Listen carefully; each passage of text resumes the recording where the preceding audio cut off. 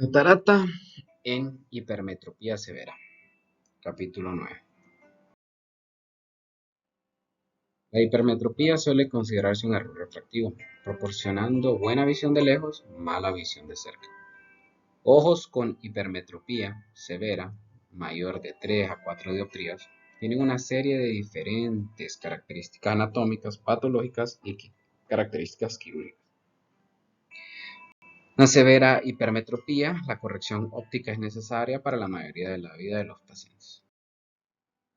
La hipermetropía puede deberse a una longitud axial más corta que lo normal debido a un defecto de crecimiento, una reducción del índice de refracción de la córnea y o del cristalino, una distancia excesiva entre el cristalino y la córnea, una cámara anterior más profunda o ausencia total del cristalino.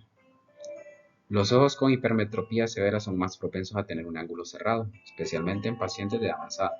Esto se debe a un segmento anterior más pequeño de lo habitual, con una cámara anterior poco profunda y ángulo externo. La cirugía en pacientes con hipermetropía grave puede resultar todo un desafío. Las dificultades implican medir la longitud axial, calcular la potencia de lente intraocular e incluso obtener una lente disponible comercialmente para este tipo de pacientes. Las dificultades intraoperatorias de estos ojos pequeños se asocian con el espacio disminuido del segmento anterior, mayor riesgo de síndrome de hemorragia supracoroidea, una mala dirección del líquido, hemorragia y una expulsiva. Una miosis tratable frecuentemente observada en estos pacientes a menudo se asocia con un uso de colirios mióticos o a la formación de sinequias posteriores, membranas pupilares o alteración del cristalino. Extremadamente difíciles aquellos pacientes en los que la hipermetropía severa se asocia con un microoftalmos. Iniciando o determinar el poder de la lente intraocular y longitud axial. La potencia correcta de la lente intraocular son de los pasos más importantes para lograr un resultado refractivo preciso en pacientes con hipermetropía grave.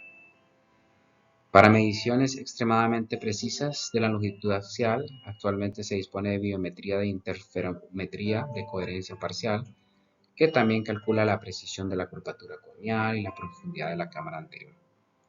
El IO Master pues, fue la primera biometría sin contacto disponible comercialmente y esta proporciona mediciones extremadamente precisas, sin molestias para el paciente y actualmente el sistema más popular utilizado en el cálculo de la potencia de la lente. Se debe medir la profundidad y el espesor de la lente extremadamente preciso, ya que la posición efectiva postoperatoria de ello dependerá de la eficacia de la lente, por tanto su poder efectivo en la pseudopaquia. Además, junto con la observación en lámpara de hendidura, la biometría se utiliza para que el ojo tiene un segmento no normal. Esto puede resultar útil a la hora de programar y realizar la cirugía. Evaluación precisa de la anatomía quirúrgica del ojo hipermétrope es fundamental, importante y de fundamental importancia a la hora de implementar una estrategia quirúrgica exitosa y con un riesgo reducido. Los ojos hipermétropes se pueden dividir en dos categorías, aquellos con un segmento anterior corto y aquellos con un segmento anterior normal. Algunas características están presentes en todos los ojos severamente hipermétropes y otras no, solo en alguna parte. Solo una pequeña cantidad de estos ojos hipermétropes tienen una longitud axial corta, una longitud o un segmento anterior corto, solo un 17% según un estudio anterior de Holiday.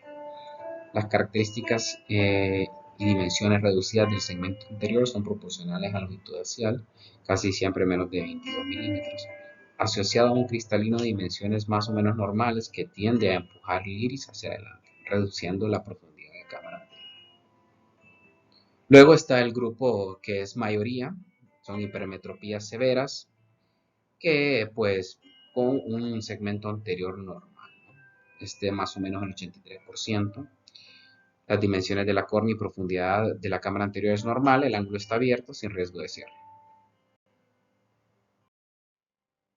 Técnicas quirúrgicas, manejo y dificultades. Cuando se operan ojos con hipermetropía severa, incluso los cirujanos muy experimentados encuentran dificultades cuando se opera en lo que sería la cámara o la zona anterior. Como de costumbre se recomienda anestesia tópica que permita a la cirugía realizarse de forma segura. Se realizan incisiones de entre 2 a 2.2 milímetros en córnea clara, preferiblemente del tamaño adecuado para las puntas finas de facoemulsificación. Una incisión pequeña y correcta manteniendo la cámara anterior, hay una reducción en la incidencia de prolapso de iris y daño endotelio. El uso de técnicas de microincisión facilita enormemente las maniobras de los instrumentos en los ojos, ya que mantiene la profundidad de cámara. Un adhesivo o pseudo adaptativo de muy alto peso macular se deben utilizar sustancias viscoelásticas, ya que aplanan la curva anterior del cristalino con una tendencia disminuida hacia el escape de la rexis. La profundidad de cámara anterior también aumentará. El viscoelástico también dilatará ligeramente la pupila, estabiliza el iris y persiste durante un periodo de tiempo más largo en cámara anterior. Finalmente, reduce la posibilidad de miosis. Durante la capsulorhexis, el cirujano debe evitar la distorsión de la incisión corneal para impedir el escape del viscoelástico, con el consiguiente hundimiento de cámara anterior y una posible extensión de la rexis. Si esto ocurre, se debe inyectar más viscoelástico inmediatamente, antes hasta completar la capsulorhexis. En estos casos, algunos cirujanos realizan la rexis a través de una incisión de puerto lateral con un microforceps coaxial, creando una incisión principal solo una vez. La hidrodisección debe realizarse inyectando líquido más cuidadoso y más lento en comparación con el estándar para evitar un aumento repentino de la presión intraocular y un prolapso de iris. No existe una técnica de facoemulsificación particular que se considere más ventajosa que el otro. Es lógico que los abordajes subcapsulares no sean recomendados y en nuestra opinión es preferible la técnica de corte rápido, una variación del corte faco. Los movimientos intraoculares deben ser muy bien controlados. Otra sugerencia útil es configurar correctamente el caudal, el flujo. El cirujano puede modificar el flujo para aumentar la presión y profundizar la cámara anterior. Esto se logra modificando los parámetros en el panel y aumentando la altura de la solución salina, BSS. La técnica de cirugía de cataratas por microincisión mix proporciona un excelente mantenimiento de cámara anterior durante todo el proceso. Pasos de la operación con las ventajas añadidas del sellado de incisiones con un aumento de la presión de infiltración. Con la llegada de la facoemulsificación, la cirugía de cataratas en pacientes con hipermetropía grave es posible sin mayores complicaciones en comparación con el pasado. Antes de la operación se debe prestar la máxima atención a la medición precisa de la longitud axial y al cálculo de la potencia de la lente intraocular, dos componentes que a menudo son imprecisos. Actualmente la cirugía a menudo se realiza antes para permitir que corrección refractiva o dictar el ángulo cerrado. Sin embargo, a los procedimientos puede resultar difícil debido a condiciones anatómicas.